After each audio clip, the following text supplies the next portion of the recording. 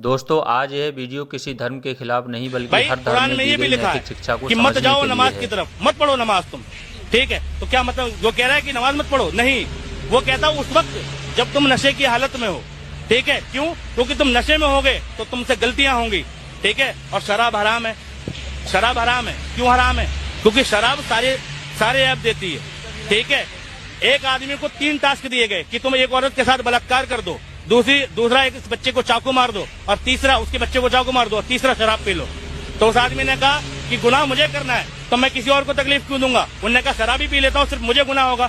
उनने शराब पी, शराब पीने के बाद सुरूर आया, दिमाग फिरा, पहले बलात्कार किया, ठीक, शराब पीने के बाद, और बलात्कार किया तो उसका बच्चा चिल्लाया तो उस बच्चे का कत्ल किया।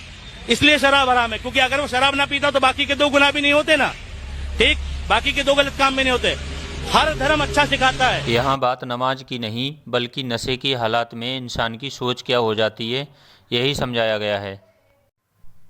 यह उदाहरण यह सिखाता है कि एक गलत आदत कैसे कई बड़े अपराधों की वजह बन सकती है। हिंदू धर्म में भी भगवान राम ने बहुत अच्छी बात बताई है। रावण जब सीता मैया को उठा के ले गया तो मंदोदरी के सामने रोया कि इतने दिन से सीता मेरे पास है, लेकिन मैं कभी सीता को स्पर्श नहीं कर पाया, ठीक। क्यों नहीं कर पाया जी? कि भाई कहते तुम तो शक्तिशाली कर सकते हो, कहते नहीं, मैं चाहता हूँ सीता मुझे खुशी खुशी स्वीकारे। तो मंदोदरी ने आइडिया दिया कि तुम एक दिन राम का वेश बनाओ, ठीक, राम का वेश बनाओ और सीता के सामने जाओ, सीता तुमसे लिपट जाएगी। तो रावण ने पता है क्या कहा? तुझे क्या लगता है मैंने ऐसा नहीं किया?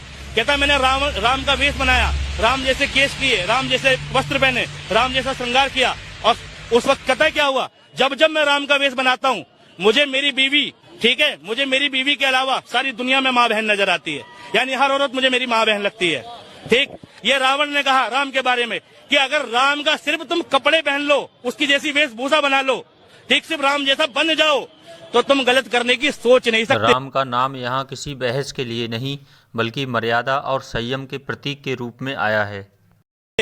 और आज भारत में बताए क्या हो रहा है? उसी राम के नाम पर लोग कत्ल कर रहे हैं। जय श्री राम बोल, जय श्री राम। तुम राम के भक्त हो, राम का वेश बनाने के बाद तुम राम की गलत सोच नहीं सकते और तुम राम का नाम लेकर कत्ल कर सकते हो। दुख की बात यह है कि धर्म की सीख को छोड़कर हम धर्म के नाम पर लड़ना ज्यादा सीख रहे हैं। यदि धर्म हमें बेहतर इंसान नहीं बना रहा है तो फिर धर्म का मतलब समझना बहुत ही जरूरी है।